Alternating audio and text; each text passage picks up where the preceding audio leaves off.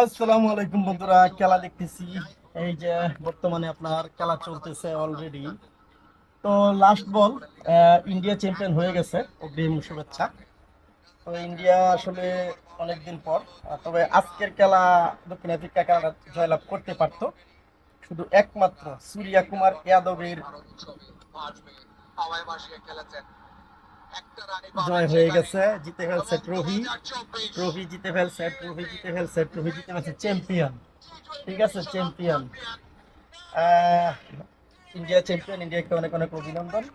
তবে দক্ষিণ আফ্রিকার জন্য খুবই দুঃখ লাগতেছে, কারণ দক্ষিণ আফ্রিকা আপনার তারা অনেক দিন পর ফাইনালে উঠছিল, কিন্তু হইল না।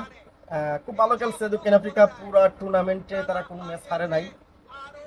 তো দক্ষিণ আফ্রিকার জন্য আসলেই দুঃখ লাগতেছে, কষ্ট লাগতেছে। কংগ্রেচুলেশন ইন্ডিয়া এবং সমবেদনা দক্ষিণ আফ্রিকার জন্য। আর আজকের খেলা, ইন্ডিয়া একমাত্র সূর্যা কুমার যাদবের যে একটা ক্যাচ ছিল, ছয় হওয়ার কথা ছিল, ডেভিড মিলারকে আউট করছে যে ক্যাচটা দিয়ে, এটা দিয়ে কিন্তু আজকে আপনার ইন্ডিয়া আজকে চ্যাম্পিয়ন হয়েছে। একমাত্র এই ক্যাচটা দিয়ে বলতে পারেন, কারণ ডেভিড মিলার ক্রিজে থাকলে হয়তো রানগুলো নিয়ে আসতে পারত। তো অসাধারণ ক্যাপ্টেন্সি করছে রোহিত শর্মা এবারের বিশ্বকাপে। আর দক্ষিণ আফ্রিকা যখন আপনার শ্যান পলক, হার্সেল গিবস, তারপর আপনার কি বলে ডিভিলিয়ার্সরা, এত বড় বড় খেলোয়াড়রা যখন, তখনও কিন্তু তারা ফাইনালে আসতে পারে না, কিন্তু এবার বর্তমানে এই টিমটা কিন্তু ফাইনালে আসছে।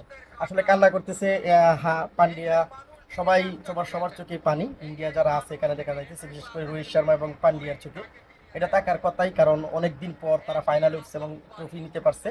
আর রোহিত শর্মার জন্য অনেক অনেক অভিনন্দন। আর রোহিত শর্মাকে নিয়ে অনেক সমালোচনা হয়েছিল যে সে ক্যাপ্টেন্সি পালন করতে পারবে না, সে ক্যাপ্টেন্সি করতে পারবে না। শেষ পর্যন্ত তার হাত ধরে কিন্তু আবার চ্যাম্পিয়ন হইল টি-20-তে।